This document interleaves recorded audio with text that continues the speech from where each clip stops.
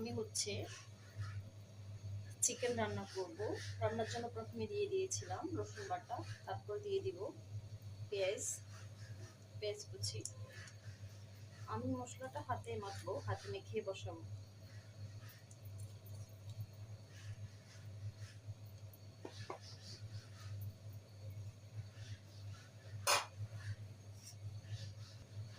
এরপর দিয়ে দিব লবণ, পরিমাণ মতো লবণ দিয়ে দিব।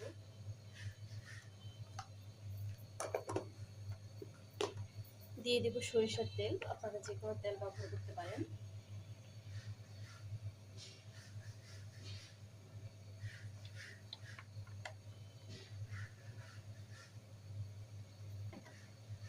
একটু নেড়ে চেড়ে দিব।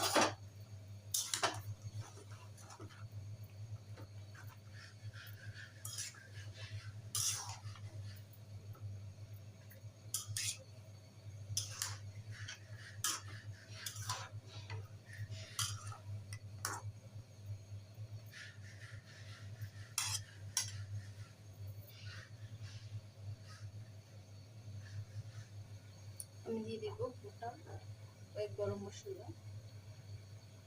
ছিটিয়ে দিব। এরপর দিয়ে দিব তেজপাতা। এরপর আমি দিয়ে দিব মশলা,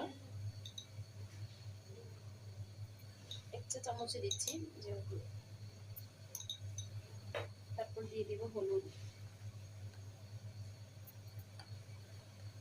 যে যার গোশত অনুযায়ী পরিমাণ মতো দিবেন। কতটা কে ঝাল খেতে পছন্দ করেন সেই অনুযায়ী মরিচ দিয়ে দিবেন। আমি এখানে মরিচ ব্যবহার করছি 1.5 চামচের মতো, 1 চা চামচ আরো অর্ধেক। এরপর একটু মিশিয়ে নিব সবগুলো পরিমাণের সাথে।